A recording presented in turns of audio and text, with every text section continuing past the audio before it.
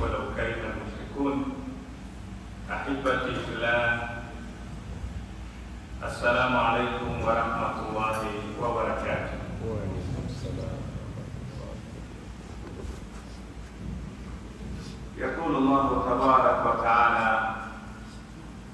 يا أيها الذين آمنوا كتب عليكم الصيام كما كتب على الذين من قبلكم لعلكم تتقون. اللهم اجعلنا من المتقين. Wapenzi waumini, tunastahili kumshukuru Allah tabaraka wa taala kwa kila saa na wakati, kwa kila nukta, kila tunapopandisha pumzi zetu na kushukisha, ni wajibu wa kusema alhamdulillah. Alhamdulillah bi ni'amihi al-kathira allati la tu'addu wa la tuhsa. Tunafaa kusema alhamdulillah kwa neema zake Allah zilizo nyingi ambazo hatuwezi kuzihesabu wala kuzifikia idadi yake. Walakin bi ni'amihi al-kubra au ni'matihi al-kubra ni'matul Islam wal iman. Lakini zaidi alawatan ala dhalik ni ile neema kubwa aliyotujalia, neema ya kuwa Waislamu tukawa ni waumini wa Allah tabaraka wa taala, kwa sababu neema hii ya iman imebeba neema zote nyingine. Macho yako yanafaidika kwa imani. Macho ni neema au si neema? Neema kubwa.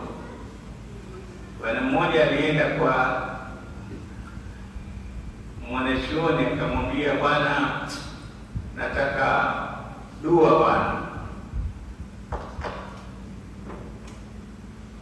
Yule kaomba dua, akamwambia, bwana, hujaomba dua, mimi nataka dua ya ile neema kubwa. Akamwambia, neema kubwa ni gani? Asema hela.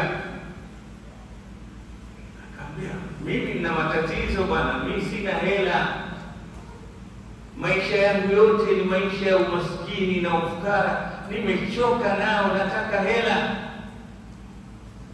Akamwambia, lakini Allah amekupa neema.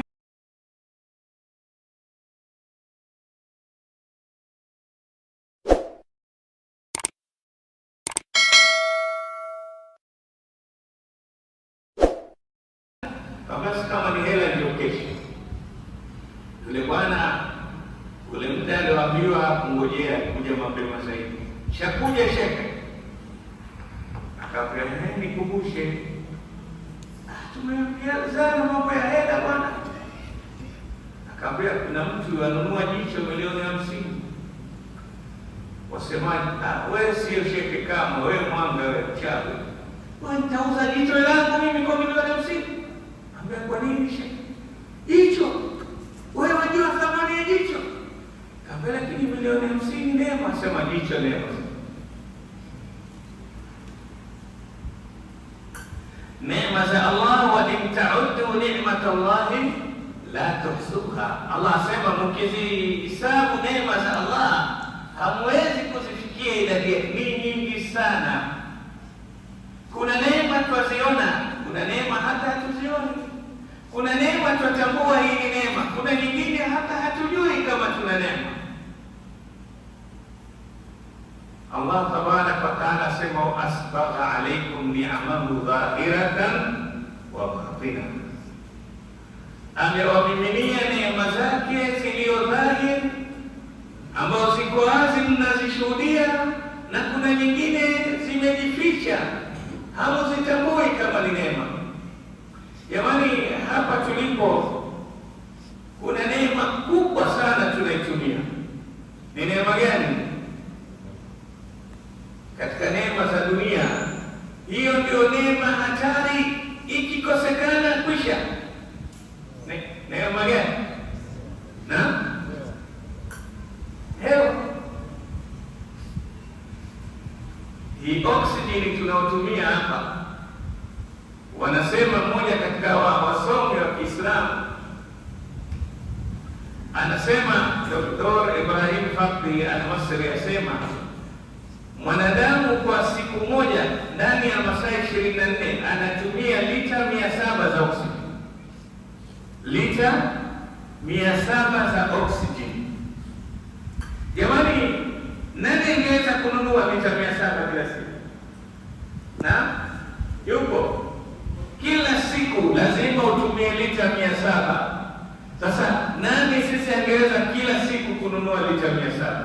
Wanunua lita 6 zile ukapeleka nyumbani ya kupikia, na lau kwa kuwa Ramadhani mapochopocho ni mengi, ikifika tarehe 20 imeisha, itakuwa kuna vijana wanaita domestic war, kutatokea vita vya nyumbani, ugomvi wa nyumbani. Vipi watumia gesi vibaya? Yuzi tu. Na ni lita ngapi? 6. Ni bei gani? Na 26. Sasa lita 6 26,026. Lita 700 ingekuwa ngapi? Lakini ni wangapi, tuwe wa kweli na nafsi zetu, ni wangapi huja akakumbuka hii hewa ni neema, akishukisha pumzi akasema alhamdulillah. Na kwa hii hewa ikakukumbusha neema ya Allah, ukipandisha pumzi, ukishukisha ukasema alhamdulillah. Jamani, kulikuja na kipindi chaitwa corona, kwani watu walimalizika kwa ajili ya nini? Tatizo la kupumua, au sio? Ikawa ni ugonjwa uliomaliza watu, uliofilisisha nchi kubwa, makampuni yakafungwa. Kisa ni watu wamekuwa hewa hawaitumii vizuri basi. Lakini angalia tulivyoghafilika na neema hii, unaipata hata kama umelala. Tena ukilala, sisi wengine ndio ukorota zaidi, sio? Waipata ile ya wholesale, sio retail. Sikia mwanaume Simba aipiga kweli, amelala, je akiamka? Lakini nani anaipata neema hii akasema alhamdulillah? Wa asbagha alaykum ni'amahu dhahiratan wa batina. Allah amewamiminia neema zake ziliwazi na nyingine zimejificha, hamzioni, lakini mwazitumia. Tatamattauna bi ni'amihi, enjoy neema zake nyingi sana alkathira.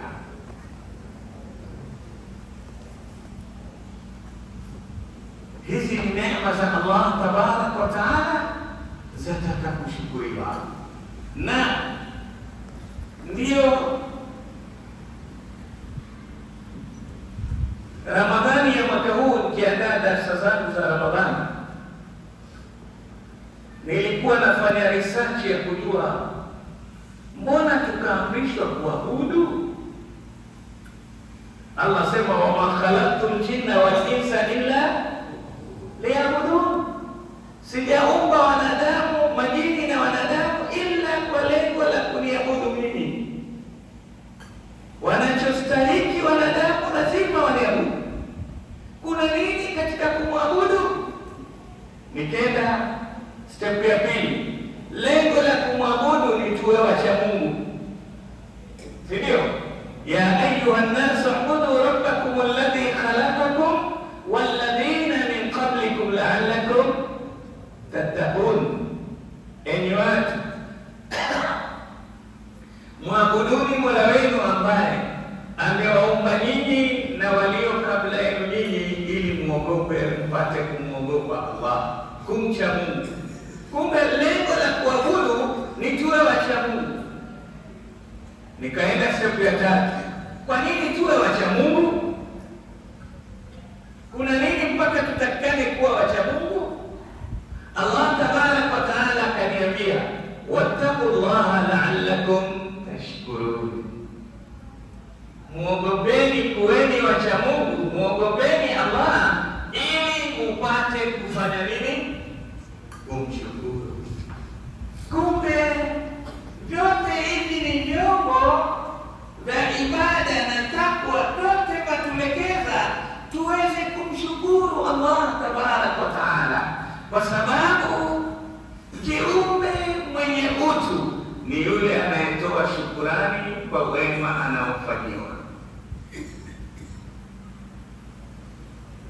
kiumbe chochote. Angalia hata wale hayawani tunaowalea, utakuta wanakuhudumia, au sio? Ukimlea mbwa atakuwa vipi? Mtiifu kwako, au sio? Na atakuwa tayari kufa yeye ili wewe usifanye nini? Usidhurike. Kwa sababu gani? Hisia za wema unaomfanyia mbwa na lazima arejeshe shukrani. Ndio wasema samani mfumo wangu wa darasa wa mifano na visa. Sawa, kama havikupendezi vumilia. Kujia niondoke piga rati. Maana siku hizi kuna marati sana. Tumeelewa? Wasema kuna mfalme alikuwa na kabineti yake ile ya ministry ya wizara. Wale mawaziri wa kimesi wakifanya kosa, mfalme ana kitengo cha adhabu ambao ni mbwa, wanalelewa namna kuadhibu mtu. Yule mtu lao ataingizwa kwenye ile sehemu ya mbwa, hachukui madakika, wanamrarua wanamaliza. Sasa mawaziri watakaofanya khiana au kwenda kinyume na yeye, adhabu yao hupelekwa kule. Kuna watu wanawatrain vibaya wale mbwa, wanakuwa wakiingiziwa mtu pale hana salama. Waziri mmoja akakosea, mfalme akamwambia, hukumu yako ni chakula cha mbwa. Waziri yule akakubali, hana uwezo, serikali imeamua.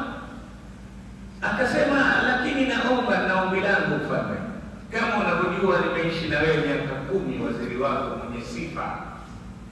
Leo nimekosea, umeamua hivyo, naomba na wewe unipe jambo moja. Sema, naomba unipe siku 10 niweze kufanya ninachotaka hapa kwenye nchi yako. Siku 10 tu. Mfalme akamwambia, huru, wacha 10, nenda mwezi, wewe chakula cha nani? Cha mbwa. Yule bwana alienda kwenye wale wanaowatrain wale mbwa, akawaambia, naomba nishirikiane na nyinyi katika kuwatrain hao mbwa, munipe na mimi nafasi niweze kuhudumia hao mbwa, kwa sababu karibuni nitakuwa chakula chao, ili waweze kuizoea harufu yangu, wasipate tabu katika kula, iwe ni harufu wanaojua kitamu. Wajua kitu ambacho ujala mara nyingine waweza kukataa, sio? Sijawahi kula hivi. Kama Mtume sallallahu alaihi wasallam aliwahi kukataa kula nyama nani? Ya dhabu, si ndio? Wamwitaji yule. Burkenge, si ndio? Wakamuuliza, ni haramu? Asema hapana, ila sijaona kwetu kuliwa. Si haramu, lakini ni kitu itakuwa kigeni kwa. Sasa nipe fursa niende wale jamaa ili wasipate taabu kunila. Kweli? Mfalme asema, atakana mfanyieni. Yule bwana akawa shiriki kuwalisha mbwa, kuwaogesha na treni nao pamoja. Siku ilipofika ya kupewa adhabu yake, mfalme amekuja na wageni wake kumwangalia waziri. Mfalme katili anapotafuniwa na mbwa, alipoingizwa pale, mbwa wote wanamzunguka na kulialia na kubweka, wanamlamba. Mpaka mfalme akasema, huyu mchawi huyu kawaroga mbwa. Akamwambia mfalme, sijawaroga, wema wangu ndio umefanya warejeshe nini? Shukrani. Sasa nakwambia hivi mfalme, mbwa anawafanyia wema kwa siku 10, wametambua kurejesha shukrani. Nimekutumikia miaka 10, shukrani zako ni kuniua. Tuko pamoja? Ninachokusudia, kiumbe chenye hisia lazima kitambue wema.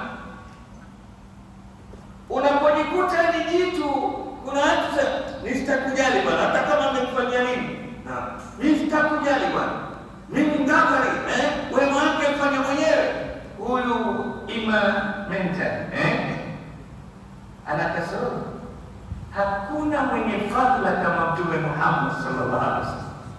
Ulimwengu wote umenusurika huu ummati Muhammad kupitia yeye. Wa kuntum ala shafa hufratin minan nari fa anqadhakum minha. Allah sema mulikuwa katika kingio la shimo la moto nyinyi, akatuletea mtume na akatuokoa Allah kupitia mwongozo wa Mtume Muhammad sallallahu alaihi wasallam.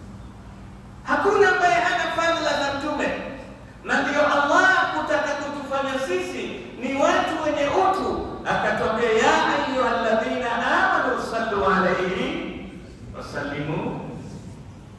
Tuko pamoja?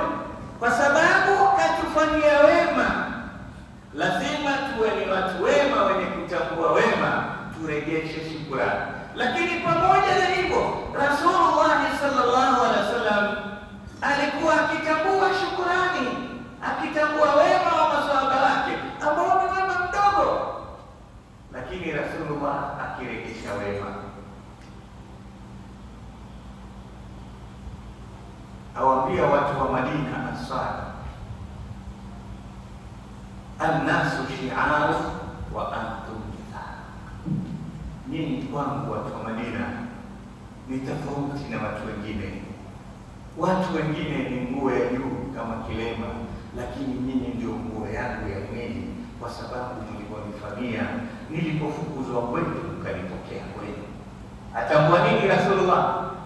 Wema aliyofanyia. Sasa ikiwa mtume ambao wema wetu haufiki 1%, lakini kautambua ni wema wa wanadamu, mimi na wewe ukikosa kutambua wema, basi wewe kuna kasoro ya akili au ni mtu lazimu. Wanazuoni wa elimu ijtimai wamegawanya watu aina mbili. Kuna mtu karimu, kuna na mtu laimu. Mtu karimu, mtu ambaye ni mkarimu, mtu mzuri, ukimfanyia wema hasahau ushamfanya mtuma. Wema wako mdogo kila akikuona ukumbuka. Ndio wasema idha akramta alkarima malaktahu wa idha akramta alaima tamaraka. Ukimkarimu mtu ambaye ni mtu mwema, mtu mzuri, muungwana, basi tayari ushamiliki. Yule kwa lolote anakusikia akikumbuka, sisahau bwana, yule alinifanyia wema bwana, yule kila wakati, yani akikuona uso wake bashasha kama anachokulipa. Lakini ukimkirimu jitu duni, tamarada, ufanya kiburi, asema alijua tunayo. Yani hachukulii kwamba ule ni ubinadamu waliofanyiwa, anachukuliwa yeye kwamba yeye ni kiburi, ana nguvu, ana uwezo. Asema hapa lazima harejeshi shukrani. Ndio Waarabu katika mashairi yao wasema ahsin ila nasi tasta'bidu qulubahum fatalama istabada insana ihsana. Ukitaka kumiliki mioyo ya watu, basi wafanyie wema mioyo yao kimiliki, kwa sababu mara zote wanadamu wema unafanya nini? Unamtawala. Mpaka hapa mko na mimi? Na lengo la kuabudu tuwe wacha Mungu, lengo la kuwa wacha Mungu ili tuwe ni waja wenye shukrani kwa nani? Kwa Allah.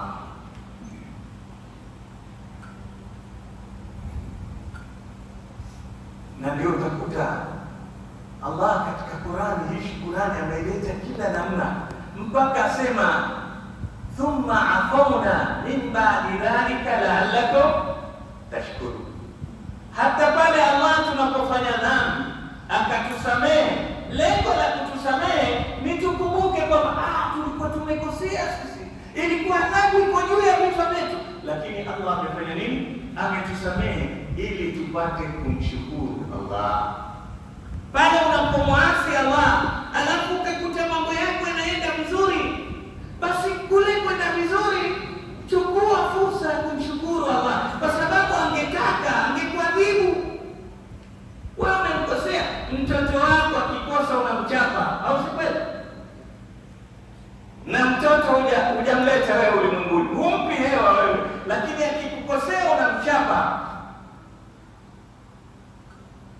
lakini Allah tabaraka wa taala, walau akhidhu Allahu an-nasa bima kasabu ma taraka ala dhahriha min dabba. Lau Allah angekuwa anawachapa watu, anawapatiliza kwa makosa yao wanaomkosea, hii dunia ingekuwa hakuna mtu, hakuna anayetembea juu. Maanake sote, kullukum khata'in, sote ni wakosaji, lakini tunakosea. Allah anakusamehe ili upate kumshukuru. Babako akikwambia leo magharibi ndio utanijua, sasa nimefunga, lakini magharibi tutapambana. Alafu ikifika magharibi ukienda kwambie, wallahi saumu ina kazi kubwa, ilikuwa ni kuchape sana, lakini nimekusamehe mwanangu, usirudie tena. Utasema nini? Shauri yako. Utamwambia nini? Shukrani Abu. Shukrani baba, sitarudia tena. Utarejesha shukrani. Sasa sisi hukosa na Allah akatuachia, wala hakuna anayekumbuka kama anakosa. Unaendelea na makosa yako kama kawaida, wala hujali, kiburi. Sasa kwa kuwa shukurani ndilo lengo analotaka Allah, hataki tumlipe kwa aliyotupatia, wala sikio wala jicho wala chochote. Anataka tu kutuleta ulimwenguni, katupa neema ya imani tu, na sisi tuseme alhamdulillah. Tumshukuru kwa maneno, tumshukuru kwa vitendo, tumshukuru kwa hisia zetu, kwa mioyo yetu. Hilo tu.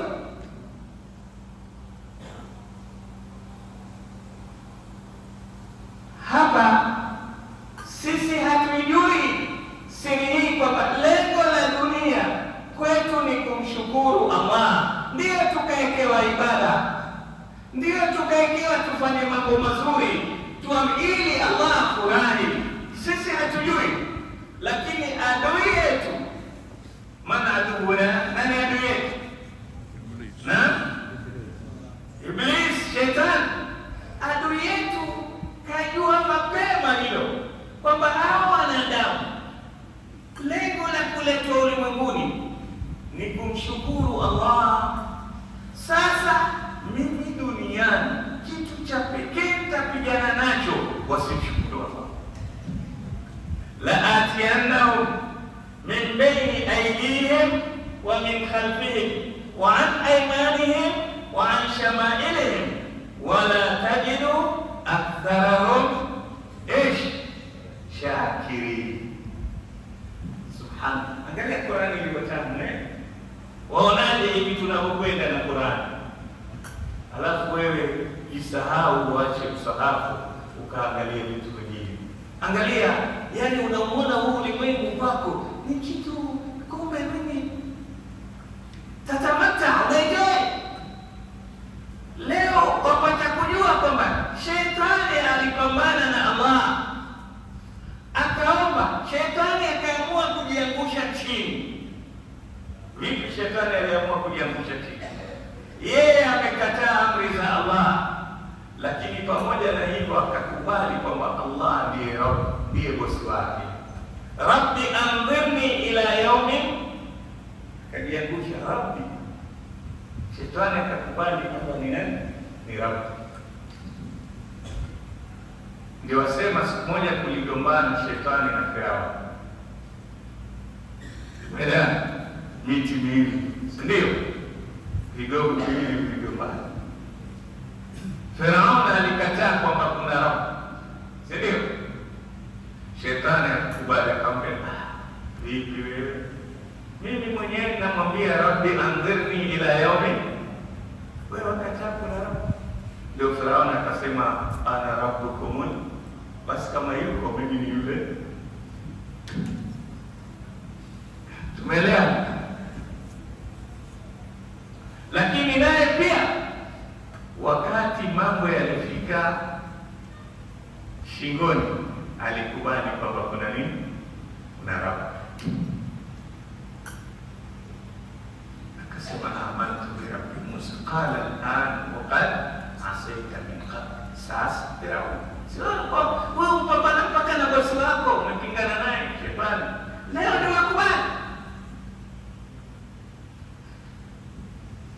Nafasi hii ya kujishusha chini, Iblisi ameomba jambo moja, amrni, nibakishe, nipe muda, nicheleweshe, ila yaumin yub'athun, mpaka siku watakaofufuliwa, usinifishe mapema. Jamani, kwa akili anapoomba nafasi hii Iblisi, unadhani labda atakapotubu, kwa sababu amefukuzwa peponi. Sasa aomba nafasi hii, labda atakapotubu. La, fabima aghwaytani, kumbe hataki kutubu, atakakulipiza kisasi. Iblisi, kule kunifukuza katika rehema yako, na mimi nitafanya nini? La adhillannahum ajmain, tawapoteza wote.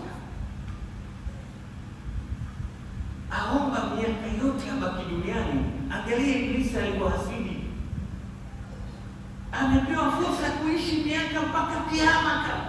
Lengo si ndio upate nafasi basi kutubu? Hapana, baba lengo lake ni adui yako, akulenga wewe tu, apate fursa hii ili apambane na wewe kwa jambo moja tu. Ndio wanapomaani wa Ijtimai wakasema, hao watarbia wakasema, hakuna mtu mbaya kama hasidi. Hasidi hukubali akose yeye, lakini na mwingine aumie. Hasidi atachekua, hii ni hasara nitapata, lakini akijua wewe utapata hasara 1.5, yeye afadhali apate ile moja, wewe uongezeke hasara na nusu. Ndio wasema mfalme mmoja katika mji wake alitaka kuangalia watu wawili wabaya, nani anamzidi mwenzake. Mmoja alikuwa bakhili, itu bakhili. Bakhili wajua huwa hataki kipungue, japo yeye aumie, yuko tayari. Wasema kuna bakhili mmoja alikuwa jenga nyumba hizi hapa rangi, basi bahati mbaya akaporomoka, yuanguka. Yeye anguka, punguza chakula, nenda hospitali leo. Tumeelewa? Yeye aporomoka, hafikirii wafa aumia, ambe mke wangu punguza chakula, mimi hospitali leo. Yeye atakula udini. Kwa hivyo asije mke wake kati ya hasara akapika chakula cha watu wawili, na hali yeye leo hayupo. Bakhili hajifikiri mpaka nafsi yake, lakini bakhili tabu yake ajinyima. Na kuna mtu mwingine ni hasidi. Sasa mpaka akataka kupima nani katika hao wawili jibovu zaidi katika hii jigari hili.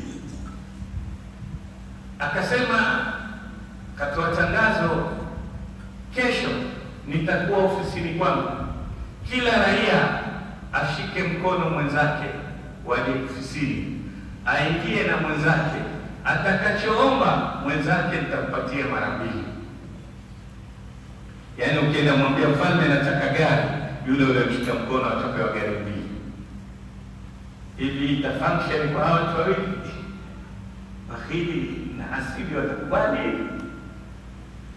Basi watu wakaja mpaka mwezi 2 zikabaki peke yao. Bakhili afike, yaani mimi nikaombe gari moja, mwingine 2, afadhali siende kabisa. Hasidi nasema, hivi hata fulani na apate gari, siende. Wakabaki wawili. Mfalme akatoa oda, akasema, msipokuja nitawanyonga, lazima muje. Bakhili asema, mimi nikaombe nyumba, huyu apewe nyumba 2, hapana. Hasidi akasema, hapa nishamwahi. Sasa twende. Ambaye twende. Wewe Hasidi utakubali pate nyumba 2? Wewe twende wana. Wewe shida gani?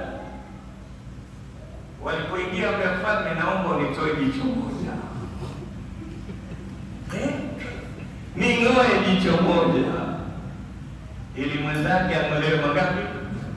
Mtu mbaya sana. Na ndio utakuta sura ikaja wazi. Allah akatuletea sura hizi zina kazi kubwa, zinazungumza wanadamu, na licha kuzungumza wanadamu, shari ya wanadamu, akataja wazi wa min sharri hasidin. Tukae vizuri, tuishi Kiislamu. Vijana, acha kila unachokifanya umekianika kwenye mtandao. Asili yupo, tuko pamoja. Leo vijana wetu, hata mtu kama yuwala, basi tayari amerusha picha na vijiko vyake, manake leo amekula chipsi kuku. Waweza kupambana na jicho, wewe ukawa kuku, sasa tukambele manyoya. Mtu mbaya sana. Sasa shetani ndiye kiongozi wa maksidi, na utakuta ndilo lilomtoa janna. Shetani alitoka kwa dhambi ya hasad, kuambiwa tena, hajaambiwa peke yake, wa idh qulna lil malaikati isjudu li Adam, wameambiwa tu, na yeye ni kiraka tu pale, sio rasmi, si malaika, lakini kanyanyuliwa daraja akawa na malaika. Lakini waambiwa malaika, msujudieni Adam, kama Jibrili alikubali kusujudu. Lakini Iblisi akasema, bibi Adam atakuwa bora kuliko mimi. Hasad ilile sana. Wallahi, jifunze, ukiona neema imekupita, sema masha Allah, tabarakallah. Sema maneno haya. Ukiona imekuingia tu neema ya mwenzako imepita, ikaingia tu haraka haraka, sema masha Allah, tabarakallah, ili usiwe ndugu yake shetani,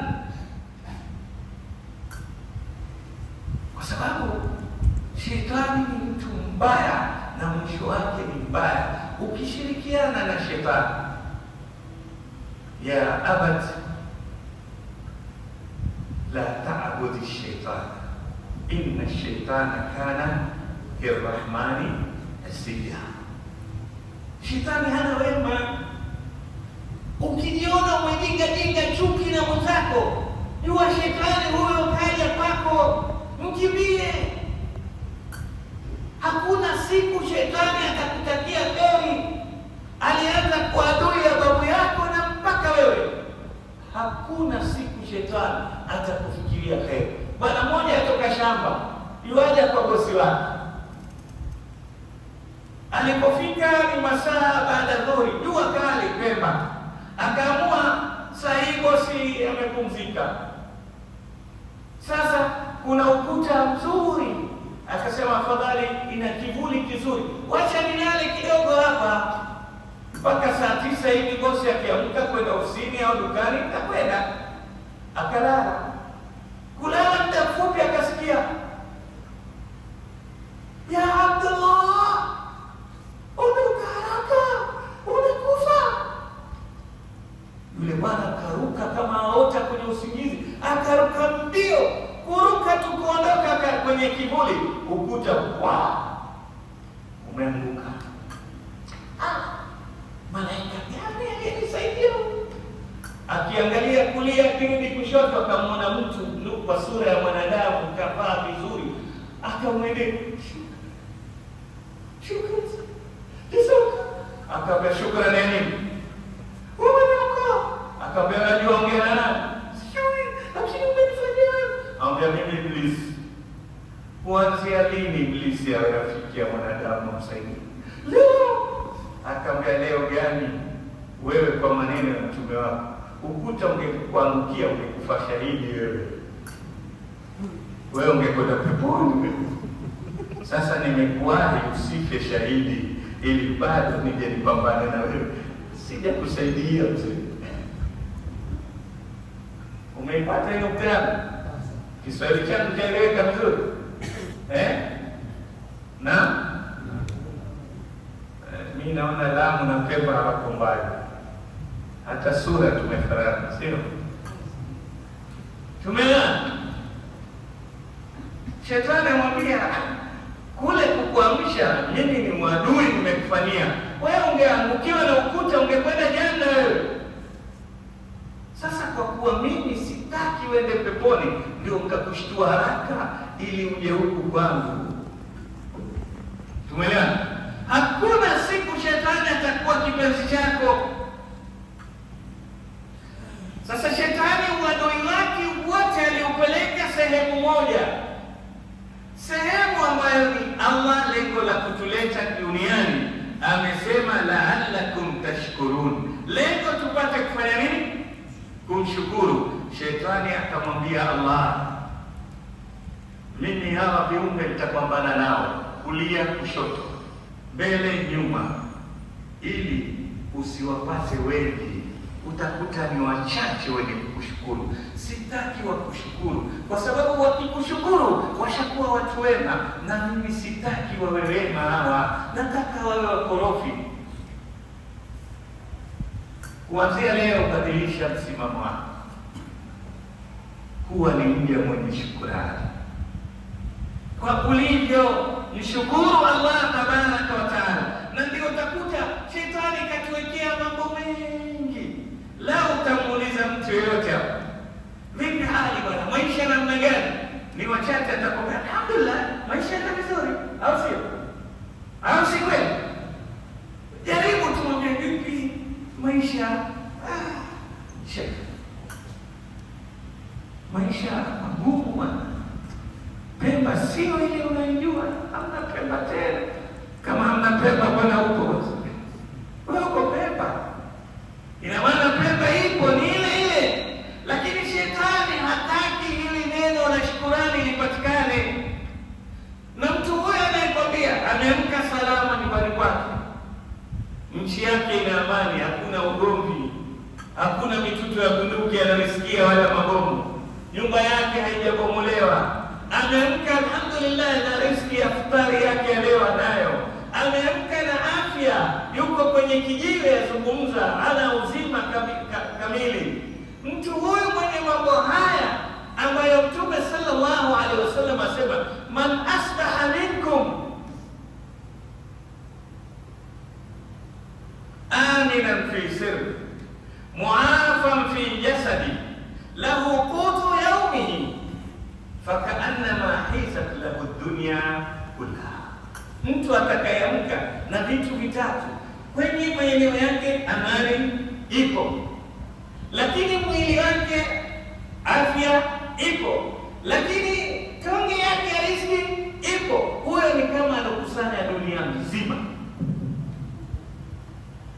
Lakini ni wangapi katika sisi leo litakuja swali hili kijiweni, barabarani, ndani ya gari, kwenye usafiri, melini, vipi, hebu niambie maisha ya Tanzania, maisha ya Pemba, maisha, jibu utasikia kwamba wallahi Mwenyezi Mungu afanya yake, lakini maisha bwana yamebadilika, twala ngumu, sijui nini, analeta sababu, viongozi, nani watu hao, wake zetu kwa sababu khasi, watu kana watu wote. Na huyo hapo asafiri na mtaji wake na kuchukua biashara, ana milioni 5 mfukoni, lakini kusema alhamdulillah, tumshukuru Allah, maisha alhamdulillah, neema bwana, twaishi kwenye neema. Jamani, ni wengi ni wachache? Na ni wachache. Ndio maneno ya shetani, wala tajidu aktharahum shakirin, utapata ni wachache wenye kumshukuru Allah. Akakubali hilo kwa kutuambia, wa qalilun min ibadi shakur, ni wachache katika waja wangu wenye kufanya nini? Kunishukuru. Kufikia hapa, huu ulikuwa utangulizi, darasa ijaza. Sasa ndio tuanze, sawa? Kufikia hapa tumejua kwamba lengo la kuletewa ibada ni sisi tumshukuru nani? Allah. Turejeshe shukurani kwa Allah. Hatuna cha kumlipa Allah, lakini pale tunapomsujudia ndiyo kumshukuru kwetu Allah. I'malu ala Dauda shukra. Allah anawaambia, enyi watu wa Daud, shukuruni kwa vitendo. I'malu ala Dauda shukra, onyesheni vitendo kwa shukrani. shukurani ni kumwabudu Allah tabaraka wa taala. Sasa Allah katuletea ibada, lengo ni kumshukuru yeye, lakini pia kwa urahimu wake na ukarimu wake, annahu jawadun karim, hakufanya lile la kumshukuru, kumwabudu kwamba ni haki yetu tumfanyie, ni haki yake basi, akaeka na malipo. Wewe waregesha shukurani kwa neema zake nyingi, lakini pia kule kuregesha shukurani akajalia kuna malipo mengi kwako. Rasulullah sallallahu alaihi wasallam asema, alhamdulillah tamlaul mizan. Unaposema mara moja alhamdulillah, asema thawabu zake zinajaza mizani. Jamani, neno la alhamdulillah tunaweza kulisema mara ngapi kwa siku? Naam, mara nyingi, au sio? Alhamdulillah haichukui sekunde moja. Lakini angalia wazee wetu walikuwa wakiuliza hali yako, alhamdulillah, alhamdulillah. Leo shetani kaziondosha pia hizi, hata ile ya salamu pia isipatikane. Vipi hali? Poa, si ndio? Poa. Ukishapoa badala, si ndio? Yaani anafanya kazi yake, pambano ni moja tu, tusimshukuru Allah, ndicho anachotaka. Sasa badilisha, ujue hizi ibada malengo yake makubwa ni shukurani, unairejesha kwa Allah tabaraka wa taala. Nguzo za shukurani ni tatu. Ashukru, arruknu alawwal ashukru billisan wathanau alayhi ala Allah, ni kule kushukuru kwa ulimi na kumsifu Allah kwa neema alizokuneemesha. Alhamdulillahi rabbil alamin. Leo ukajiuliza hili neno la alhamdulillahi rabbil alamin maana yake ni nini? Mbona halileti maana katika maisha?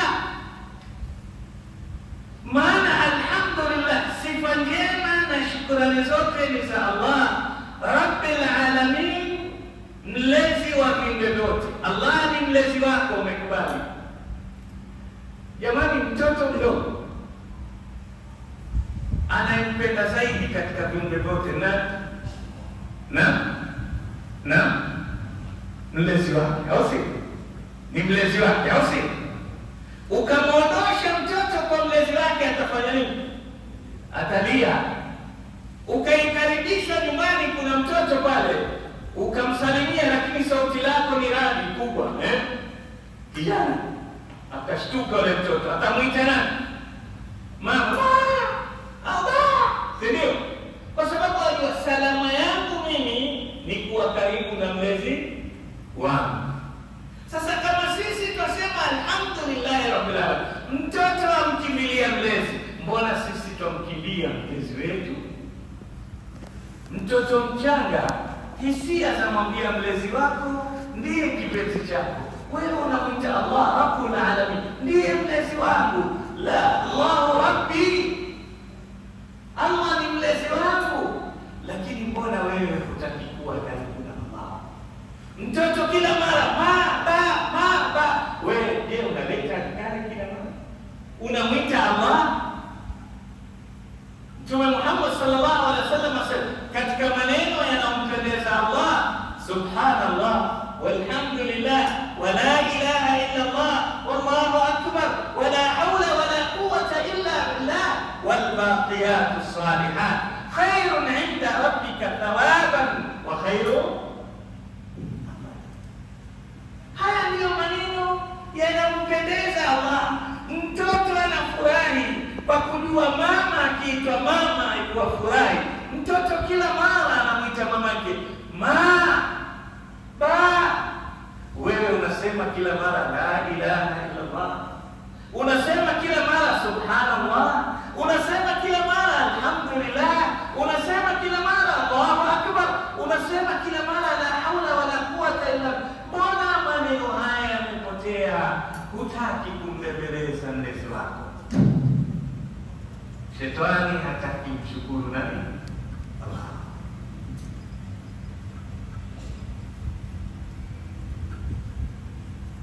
Mtoto anaamini akiwa na mlezi wake yuko safe, yuko kwenye amani, ana security ya kutosha.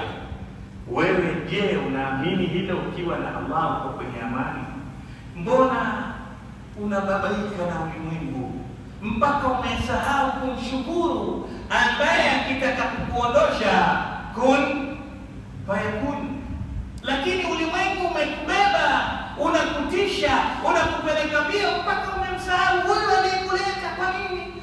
Mtoto akiwa na mzazi wake hana wasiwasi kwamba kuna baya lolote litamfika. Wasema kuna bwana mmoja alikuwa asafiri safari ya ndege. Jamani, time ya darasa ikiisha mniambie, kwa sababu mimi sina speed gani. Naweza kwenda na nini mpaka pale. Baada ya kupigia dua mkawa mwanelana. Tumelala. Sheikh darasa moja sana.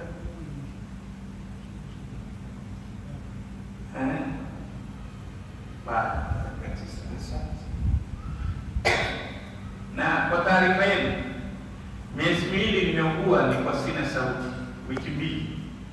Hii sauti imekuja kwa ajili ya pema. Ndio utaniona natumia nguvu kali kwa sababu namshukuru Allah. Kuanzia Ramadhani hii ndio darasa ya kwanza nimekuanza. Nilikuwa sina sauti kabisa. Na kuna daktari mmoja Allah muongoze alinitisha. Akaniambia huenda mzee sauti ndio ishakwenda kuwa na sauti tena. Kaambia itakuwa ni neema yake Allah. Sitosengenya mtu, sitohimipenda kwa kheri. Alhamdulillah. Juzi wenzangu waniuliza, sasa shekhe, sauti hiyo na bwana kutoka Unguja, ndugu yangu Mahmud ananiambia katika jari, shekhe, itawezekana kweli? Naomba tumuombe Allah. Mimi siwezi, lakini Allah anaweza. Kufikia saa 10 sauti imerudi. Kwa hivyo hii ni zawadi yenu, msichoke nayo, sawa? Allah amenijalia nipate dua zenu.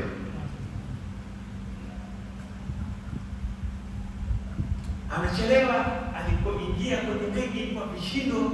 Alipokuja kwenye siti yake akamkuta mtoto mdogo, mtoto cha kike, miaka 7, 8, 9, kimekaa peke yake,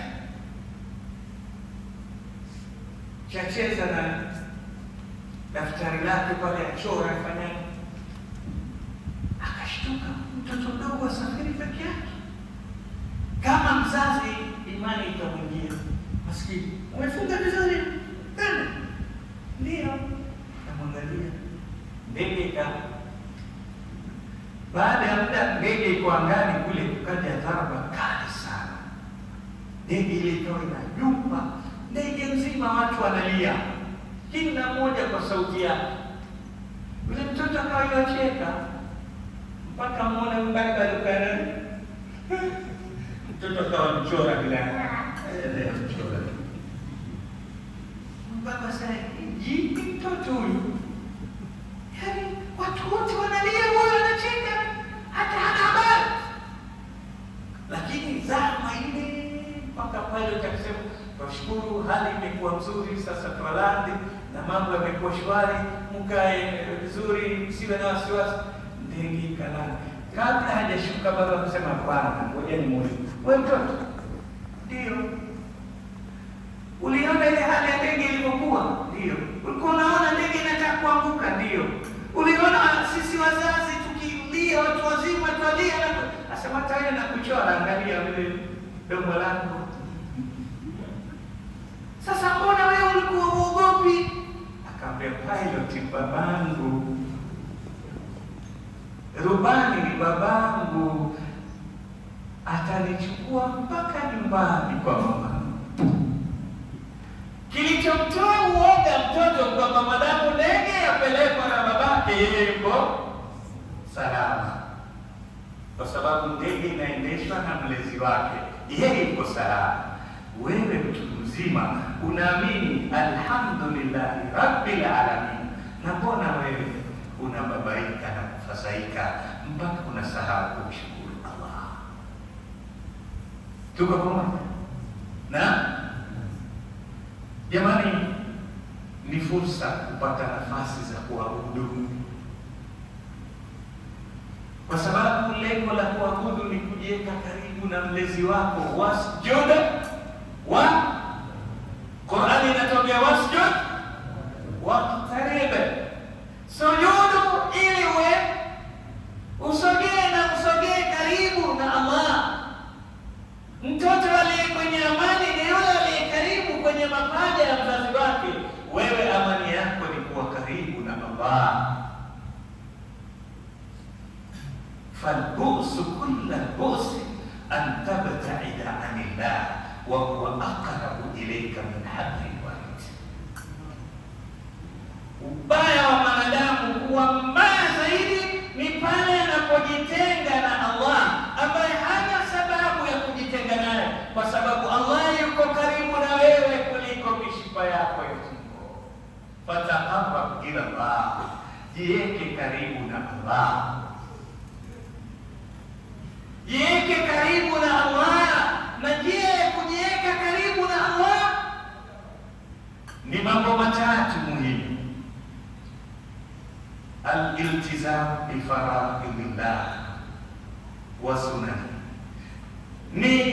wa sunani rasulillah, ni kule kujilazimisha kuvaana na zile faradhi alizokufaradhia Allah tabaraka wa taala, uwe zitakuwa ndani ya damu yako. Kama vile tumbo likikosa chakula unasikia maumivu, swala ikikupita lazima usikie maumivu,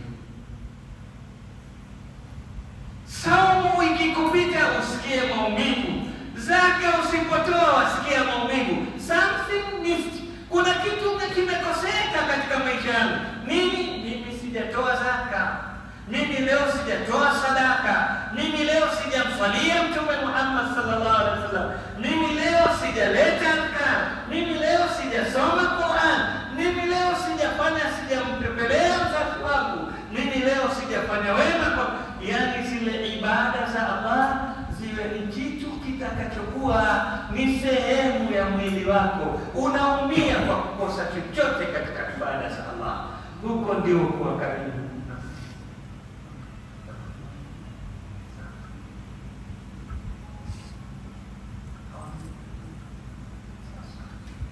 Tumeelewana? Hivi ndivyo vitu vya kutuweka karibu na Allah. Jamani, wewe utakwenda wapi asipokuwepo Allah? Wewe utaishi ardhi ya nani? Ibrahimu ibn Adam alikuja kijana akamwambia, nina matatizo. Matatizo gani? Ibrahimu ibn Adam akamwambia, sema matatizo yako. Asema, mimi huingia kwenye mstari mzuri wa ibada, lakini baada ya muda Ramadhani ikiisha yule nasema ikakaa, mara nikarudi, mara huyo. Sasa nifanyeje nisitoke? Akamwambia, jiulize haya maswali pale unapotaka kumwasi Allah, kuacha amri za Allah. Iambie nafsi yako, kama tumeamua tusisali, basi nafsi mimi na wewe tukaishi ardhi ambayo si ya Allah, tukakae mahali ambapo si pa Allah, utapapata paka mahali hapo? Hamna. Sasa nafsi itakujibu sehemu yote, walillahi ma fi samawati wa ma, kote ni kwa Allah. Iambie nafsi, kama kote ni kwa Allah, basi lazima madamu tuishi kwake tutii amri yake. Tumeona tiba hiyo. Ukiona nafsi itakusumbua, inakupeleka kwamba ufanye dhambi fulani, uzinzi, inakuelekeza kwenye zina, tayari nafsi, lakini twende tukazini sehemu ambayo si Allah. Ipo nafsi haitaki usome Qur'an, mwambie tayari, lakini na sisi tusile chakula cha nani? Cha Allah, tutafute chakula kingine ili tupate kumhalifu, kumwasi. Hatuwezi kuwa nyumba ya mtu twala cha mtu alafu tukakataa amri zake. Maswali haya ukijiuliza, mpaka ufike kwenye swali. Nafsi nakwambia niko tayari kumwasi Allah, lakini akija malakul maut mwambia tusubiri tumalize shughuli zetu. Inawezekana? Haiwezekani. Kwa kuwa haiwezekani hivyo, basi huyu anayetufanyia wema lazima turegeshe nini? Shukrani. Tuko pamoja jamani? Na tukaletewa ibada ya swala, wasjud waqtarib, sujudu na ukaribie kwa Allah. Tukaletewa ibada ya saum. Mwisho wa aya ya saum Allah anasema nini?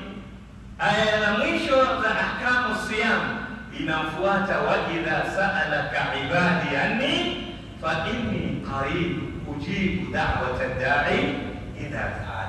Lengo la saumu ni kutuweka karibu na nani? Na Allah. Usichukulie saumu kiada, kimazoea, kienyeji, kwamba ni kawaida. Hapana, saumu ni ibada iliyokuja kukuleta karibu kwa mlezi wako ili upate salama ndani ya maisha yako. Itumie fursa hii, umekuja karibu kwake, kila zuri umfanyie ili akuhami na matatizo fitaraini, katika nyumba mbili ya dunia na akhera. Fanya kila la heri, punguza shughuli zako zote za dunia, zipunguze jamani. Allah kakupunguzia dunia Ramadhani, kakupunguzia kula, lakini tukifunga tu Swahili unakula zaidi, ndio labda uko kila mara mbili, tena moja hafifu, nyingine pengine mchana, ndio sahihi unachanganya zote kwa kipindi kimoja, si ndio? Unakula variety zote, unakula aina 7. Sasa hiyo ni uchawi au ni kula? Maana mbegu 7 sikula tena huko, si malengo. Lengo la Ramadhani imekuja kukupunguzia mambo ya dunia ili upate nafasi kubwa kupunguza gapu baina yako wewe na nani? Na Allah, na mlezi wako Allah. Gharama fupi, lakini angalia shetani anapocheza. Ramadhani imekuwa hata majumba yetu ndio wakati wa decoration, ndio nyumba zinaanza kupangwa lini? Ramadhani. Mtu atakubadilisha sofa set zake Ramadhani, makochi yake, carpet zitakubadilishwa Ramadhani, curtains za madirisha zitakubadilishwa. Akwambia mkeo, akwambia Ramadhani hii lazima bwana nyumba ing'are, lakini kung'ara nini? Gharama. Ina maana lazima uzidishe nini? Mtaji. Kila ukiongeza mtaji, fikra za kusoma Qur'ani, za kumtaja Allah zinafanya nini? Zinapungua. Wa qalilun min ibadi ashkur. Unakosa kuingia katika wale wachache wenye kumshukuru Allah. Wasia ni tujijue kwamba lengo letu hizi ibada zimekuja kutengeneza maisha yetu, kutuweka karibu na Allah. Na karibu na Allah ni kwa mambo matatu. La kwanza, ibada hizi kwa wingi. La pili, bi khuluqin hasan, kwa kutengeneza tabia zetu. Tuwe na tabia njema, kwa sababu tabia njema ndio zinafanya ibada yako ibaki salama. Ukikosa tabia njema, ibada yako inachukuliwa na wengine. Hasan al-Basri rahimahullah, siku moja amekaa, kaja mwenzake. Alipofika pale akamsalimia.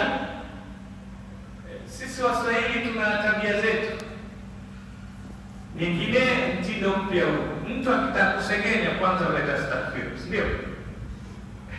Anakuja astaghfirullah, ni dhambi lakini Salim amezidi bwana sana.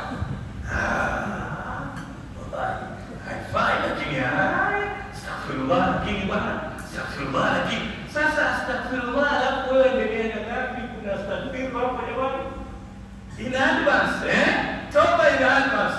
Kwanza unaleta istighfar alafu unasengenya. Hakuna toba hiyo. Toba sharti yake al-itla'u min adh-dhanb. Kwanza ni kujiondosha kwenye ile dhambi kabla ukaacha kuifanya. Wewe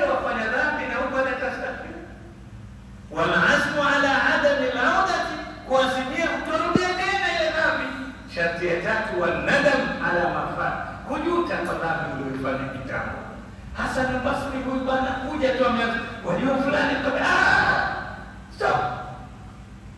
Ma nini shekh ya Aba Said? Akamwambia, mimi sitaki hasanati zangu zibebwe na mtu mwingine. Kama kuna mtu nataka taridhika bebe hasanati zangu ni babangu. Kwa hivyo kama nataka na mamangu, kama nataka kusengenya nitamsengenya mama na baba, maana wakichukua hasanati zangu sisi. Lakini mtu mwingine, mimi swali usiku mzima alafu mimi nimsengenya aje achukue thawabu za sawa, huyo sikubali. Katafute kwingine, usiniharibie hasanati zangu. Wewe ukienda kijiweni usitafuta hasara hizo. Lete mpya, lete mpya, wataka upewe umbea mpya. Hasan al-Basri asema siwezi. Saumu inakataza, inakutengeneza tabia. Fa idha kana yawmu sawmi ahadikum fala yarfud wala yafsuk wala yaskhab wa in sabahu ahadun aw qatalahu qala inni sa'im. Mtume sallallahu alaihi wasallam asema, iwapo ni siku mmoja wenu amefunga, basi nasiongee maneno ya upumbavu mabaya, nasifanye vitendo vya kipumbavu. Na hata mtu akamtusi au ataka kumpiga, amwambie sipigani kwa sababu mimi nimefanya nini? Nimefunga. Saumu ya kufundisha siku 30 wafundishwa uwe na tabia njema, ili ikiisha ushasahau kutukana, ushasahau kupigana, ushasahau wala yasa hata kuongea kwa makelele, umeshasahau. Ukiongea unaongea kwa nidhamu, sio uko sokoni jamaa sana ana nini amefunga huyo. Yaani kufunga ndio umekuwa wabweka kama hivyo, si sawa. Kwa hiyo jambo la pili, saumu ya kutengeneza uwe na tabia njema. Ndio Mtume Muhammad sallallahu alaihi wasallam akasema, man lam yada'i al-qawla az-zur wal 'amala bihi falaysa wal jahl falaysa lahu hajatan an yada'a ta'amahu wa sharabahu. Yule mtu ambaye, naangalia Rasulullah ta'ala nini kwanza, hawezi kuacha urongo. Sisi urongo kwetu ni chakula, ni sehemu, ni hewa katika maisha yetu. Mtu hata biashara yake haifanyi mpaka aongeze nini? Urongo. Viapo vya urongo, pesa yako mwenyewe waiharibu, waitoa baraka. Mtume amekataza kuuza kwa kiapo. Na ndio siku moja Hasan al-Basri rahimahullah alienda haji. Baada ya kumaliza haji, kufanya amali zake za haji, akaingia thumma afidu min haythu afadha nas, akaingia sokoni kununua zawadi. Akaingia kwenye duka moja, bwana mmoja yua hapa kwa haja muuliza kitu, amwambia wallahi hii nimeinunua, wallahi hii yua hapa. Kule pwani Lamu Waswahili wasema karibu kumshika Mungu kwa mkono. Hapa tu kila kitu, wallahi hii bana, hii sio ya hapa, sio ile. Hasan al-Basri asema mali yake hayana baraka, huyo anauza kwa viapo haram. Akatoka kenda maduka mengine, akenda kwa Iraq. Baada ya miaka miwili akarudi haji. Akimaliza haji akaingia duka lile lile, akampatole bwana, tegeni gari kumi, kimya pole pole, na hii 20 hivi nachukua Madina hapa, ile mzigo wa Madina hii hapa ana urongo kabisa. Hasan al-Basri akamuuliza swali, wewe si ule bwana viapo? Akamwambia yule alikuwa kiapo sana. Ndiye, mbona leo umetuliza mali? Akasema habari yangu kubwa, kana ma'i zawji au maraa, nilikuwa na mke tuqallilu kathira wa tuhaqqiru al-qalila. Nilikuwa na mke mimi, nikienda na kichache nyumbani kingi hakitambusa nini, mwenzako aleta mali, waleta nini, wewe ujaingia kwa jirani yako. Iangalie nyumba jirani yako, hebu mtembelee siku moja, fanya enda kumpigia dua, uingie uone kuli, uangalie vitanda vyako, viti vyake, uangalie dining room ilivyo, uangalie angalie nini. Kwa hivyo nachokwenda nacho yeye wafanya nini? Wakinyongesha, onyesha ni kichache tu, hakitoshi. Na nikienda kichache basi ananidharau, hata maji ya kunywa sipendi. Ndio nikija sokoni napiga debe halali haramu, ili angalau nikienda niende na mzigo. Jamani, hii ni message nawapelekea wake zenu. Nisiwazungumze nyinyi maneno tunawamka wasamehe. Mama zetu tuwaambie watulize bodi. Wao ndio wamebeba dunia yetu na dini yetu. Huenda tukakosa dini kwa ajili ya wao, kwa sababu Allah aliwaambia litaskunu. Wao ndio wenye kutupa utulivu. Akasema huyu mwanamke ndiye ananifanya hivi, akamwambia mbona leo kimya? Akasema alhamdulillah, Allah kwa kunipenda kamuua kafa. Tumeelewa? Yule ni mkubwa kafa. Kwa kufa kwake asema nimemuua mke, nikitoka ananishika mataa jana, ananishika mataa, anambia inna nasbiru ala al-ju' wala nasbiru ala an-nar. Sisi tuna uwezo wa kusubiria njaa, nenda utafute halali ukose urudi mtupu, tutalala na njaa, lakini nasbiru ala an-nar, hatuwezi kusubiria moto. Usituletee haramu tukawa ni sababu ya kwenda wapi? Motoni. Nimepata mke fi qarari makin. Tuko pamoja leo. Saumu lengo lake ni kutufanya tuwe na tabia njema. Lengo la saumu la tatu ni kutufanya sisi tuwe ni wanadamu wenye kujitambua, wenye kutofautiana na mnyama. Mnyama ana kazi. Wasema mwandishi mmoja nimesoma, wasema mwanadamu, namalizia maneno haya kwa sababu muda wangu ndio wafika ukingoni. Mwanadamu maumbile yake amechukua kazi za mnyama. Aliumbwa mbwa, akaambiwa atapewa miaka 20 au 30. Mbwa asema kazi yako itakuwa kulinda tu, kuhifadhi, kulinda watu, na wanakula wanachobakisha ndio kupatia wewe kwa dharau. Hakuna mtu anadharauliwa, kiumbe kinadharauliwa kama mbwa. Na ukitaka kujua mwanadamu ana shukrani, mwanadamu katika wanyama hatari kwake ni simba, lakini akimsifu mtu usema nani? Simba huyo. Simba ndiye kiumbe hatari kwake, lakini akijisifu ajiita nani? Simba. Na simba akipambana naye kuisha yeye ashaua, lakini amsifu. Mbwa ni mtumishi wake, lakini akitusi mtu wakapenda mbwa. Ni tusi la mwisho, kwamba ni kiumbe hakina maana kabisa, ndiye anayekuhudumia. Sasa mbwa akapewa kazi hiyo, lakini pia punda akaambiwa, mbwa akapewa miaka 30, asema lakini hii miaka ni mingi, 15 tu. Punda akapewa miaka 50, kuambiwa wewe utakuwa ukitumika bila kulalamika, utatuma wakati wote mzigo tu, wala una malipo. Miaka 50. Punda akasema 50 jamani, nitumwe tu kwa 50, punguzieni, tachukua 20.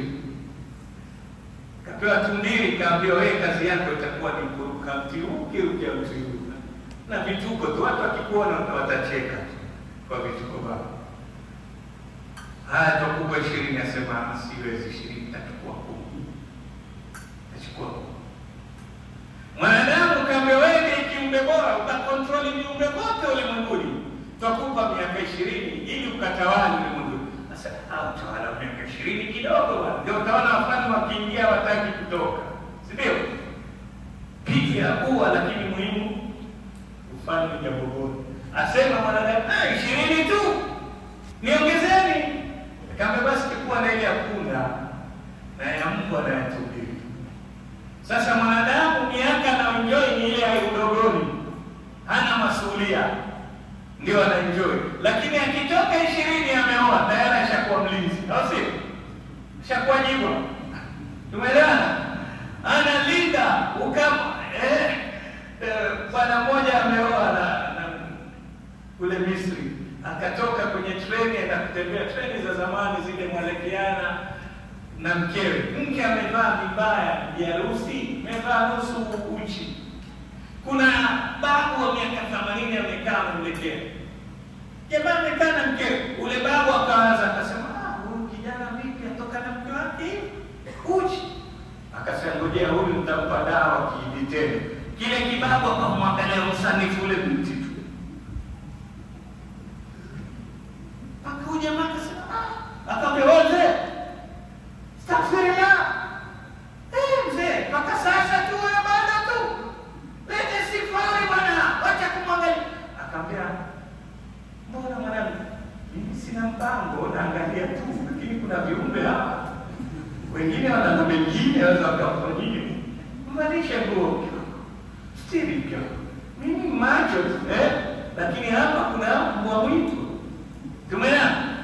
Sasa ukianza miaka 20 kazi ya mbwa ushaanza kulinda. Utaanza kulinda mke, watakuja na watoto, mlinzi wa watoto, au sio? Au si kweli jamani, hatulindi.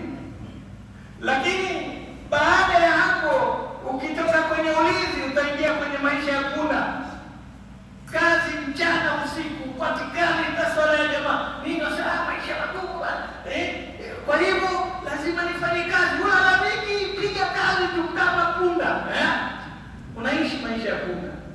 Utafika miaka 70 ushazeeka, sasa una uwezo tena. Maisha ya tumbili utaanza. Leo amtembelea mwanangu mdogo hapo sijui wapi Kojani. Mara fulani tukoone msikitini. Ameenda kutembelea bwana mkubwa hapo chake chake, tumbili waruka mti huu kiruka. Sasa maisha ya tofauti yako kwa wanyama ni wewe kumwabudu nani? Kumwabudu Allah tabaraka wa taala. Jifunze ibada. Ramadhani imekuja kufanya uwe ni mtu ambao katika wale wa qalilun min ibadi ash-shakur. Wa sallallahu ala nabiyyina Muhammadin wa alihi wa sahbihi wa sallam.